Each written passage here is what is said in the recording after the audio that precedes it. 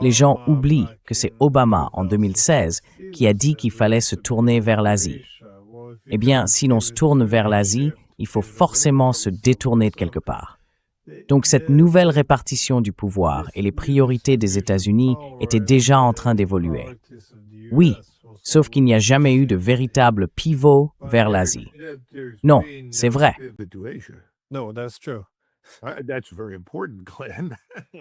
C'est très important, Glenn. Parce que l'argument d'Obama, tout le monde disait « Oh oui, c'est vrai, c'est une excellente idée ». Puis le projet de loi a été présenté.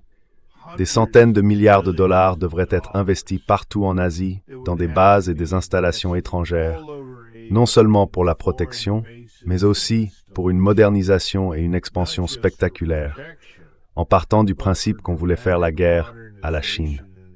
C'était le point sous-jacent. Les gens ont commencé à dire « Eh bien, nous allons finir par être en guerre avec la Chine ». C'est en quelque sorte l'argument de Mearsheimer.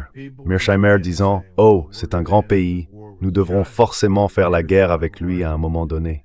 Je ne suis absolument pas d'accord avec cela. Et je pense qu'il devient de plus en plus évident pour tout le monde que cela n'a aucun sens.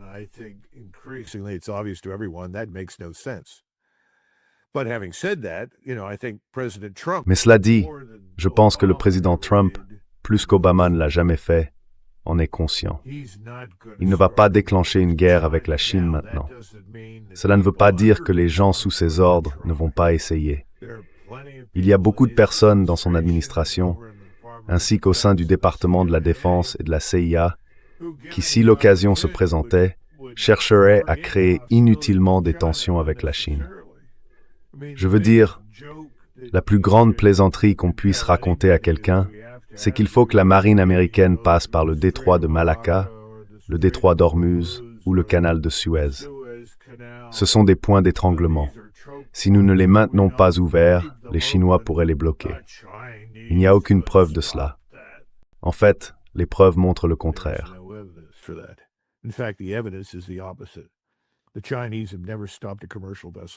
Les Chinois n'ont jamais arrêté un navire commercial. Ils ont tout intérêt à maintenir ces voies maritimes libres et ouvertes. Qui a arrêté, arraisonné et saisi un navire commercial? Nous. Donc je fais partie de ceux qui pensent que le président Trump comprend très bien qu'il n'y a aucun avantage pour nous à entrer en guerre avec la Chine. Alors, où concentre-t-il son attention? Il revient vers l'Europe. Il continue de frapper la Russie avec des sanctions et, de manière insensée, redouble d'efforts en envoyant de l'argent à l'Ukraine. J'imagine donc qu'il s'est essentiellement rendu aux va-t-en-guerre russophobes qui veulent maintenir cette hostilité permanente. Et bien sûr, il a cédé à Israël qui souhaite la destruction de l'Iran. Voilà où nous en sommes.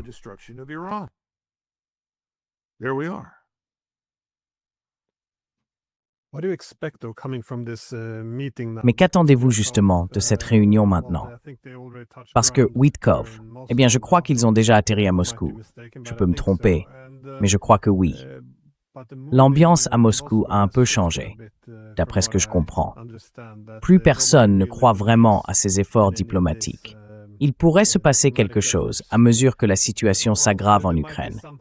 Mais il y a aussi cette inquiétude concernant la détérioration progressive des relations entre les États-Unis et la Russie.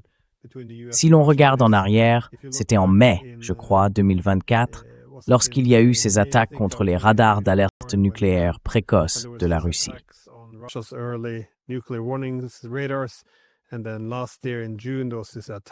Et puis, l'année dernière, en juin, il y a eu cette attaque contre la dissuasion nucléaire de la Russie. Et maintenant, il parle de cette tentative d'assassinat contre Poutine. Certains ont même soutenu qu'il y avait aussi un centre de commandement nucléaire à proximité. Quoi qu'il en soit, il semble y avoir le sentiment que les États-Unis contribuent et intensifient considérablement la situation. L'ambiance s'est donc vraiment détériorée à Moscou. Encore une fois, je me demandais, comment voyez-vous ce qui pourrait ressortir de ces discussions?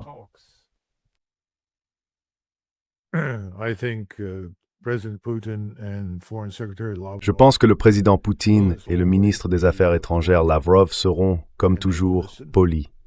Ils écouteront et il ne se passera rien. Maintenant, pourquoi ne se passera-t-il rien? Je pense qu'ils comprennent que même M. Witkoff et Kushner représentent des intérêts financiers internationaux à New York et à Londres, et qu'ils ne vont pas, disons-le ainsi, ignorer cette réalité lorsqu'ils traiteront avec eux.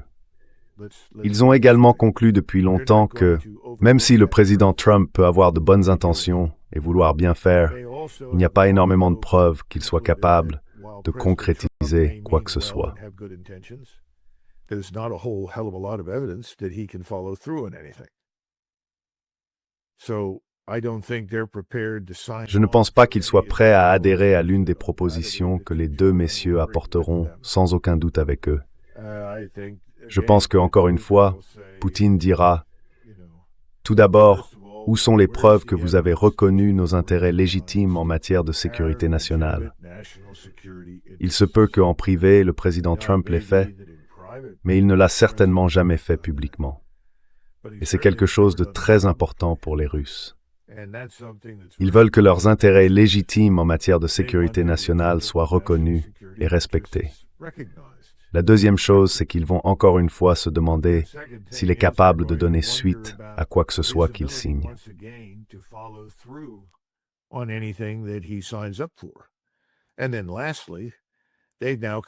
Et enfin, ils ont maintenant conclu qu'ils ne commandent pas vraiment l'OTAN. Voyez-vous, leur hypothèse depuis le début était que le président des États-Unis était réellement à la tête de l'OTAN, le dirigeant de facto. Je pense qu'ils s'attendaient à un Eisenhower ou un Kennedy qui se lèverait et dirait « Non, arrêtez, vous savez, c'est moi qui commande, retournez à votre place, nous n'allons pas faire la guerre à la Russie à cause de l'Ukraine. » Je pense que c'est vraiment ce qu'ils croyaient qui allait probablement se produire. Ils ont eu une leçon. Et maintenant, ils seraient très reconnaissants si Trump faisait cela. Mais il n'y a pas beaucoup de preuves que Trump puisse tenir ses promesses concernant l'OTAN. Je veux dire vraiment, ils se demandent, eh bien, va-t-il contenir Berlin, Paris et Londres, qui sont les principaux coupables?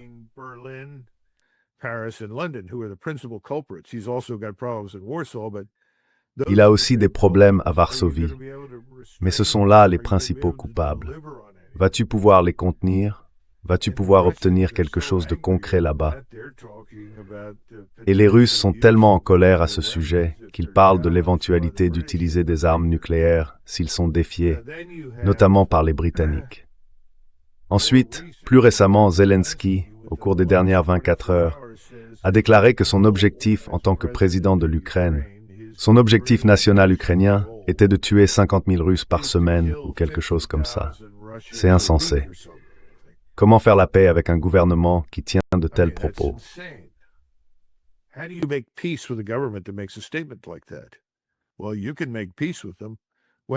Eh bien, vous pourrez faire la paix avec eux lorsqu'ils seront à genoux et sur le point d'être exécutés pour crimes de guerre.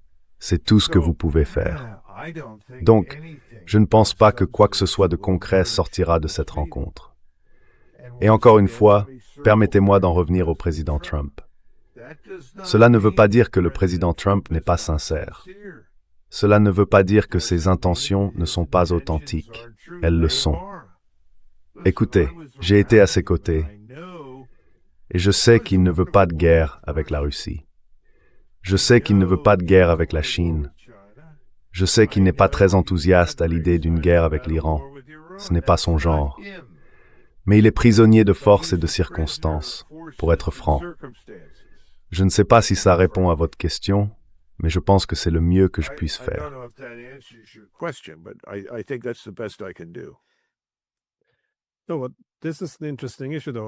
C'est une question intéressante, ça dit. Je veux dire, quelles sont alors les forces en jeu, ou où réside réellement le pouvoir? Parce que j'ai la même impression. Même s'il est assis sur le trône, il est évident qu'il n'est pas capable de réaliser tout ce qu'il veut.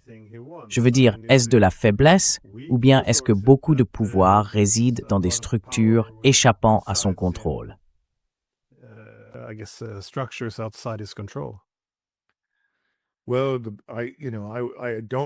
Eh bien, je ne veux pas vraiment entrer dans trop de détails en répondant à cette question.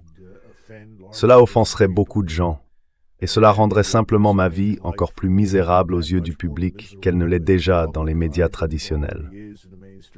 La vérité n'est pas populaire ici.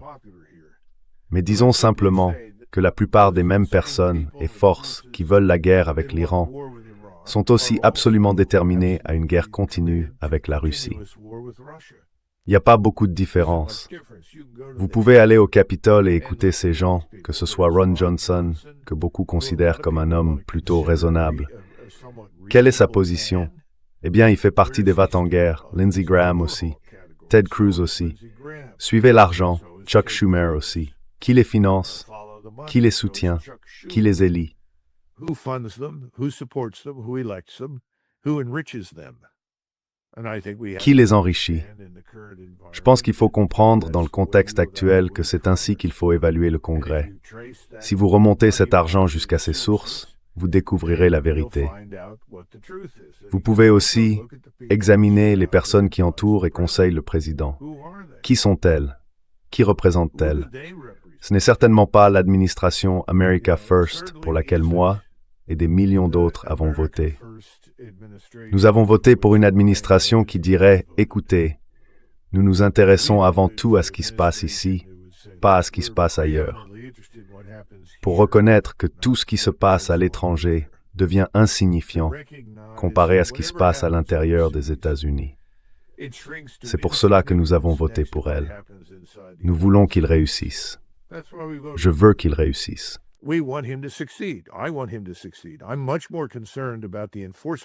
Je suis bien plus préoccupé par l'application de la loi fédérale à l'intérieur des États-Unis, qui est essentielle à notre survie en tant que nation, que par ce qui se passe sur le terrain en Syrie, en Irak, en Iran, en Israël, en Jordanie ou ailleurs au Moyen-Orient. Cela m'importe peu, car nous sommes actuellement dans une situation où si nous ne faisons pas attention, nous pourrions tout perdre ici chez nous. Et si la situation s'aggrave encore, le risque de troubles civils, car ils sont très bien organisés et très bien financés, contre notre gouvernement et contre le peuple américain. Si cela réussit dans une large mesure et que nous nous retrouvons dans un conflit armé sérieux, même de faible intensité, alors il n'aura plus aucune importance pour quiconque aux États-Unis de savoir ce qui se passe à l'étranger. Nous n'en aurons tout simplement plus rien à faire.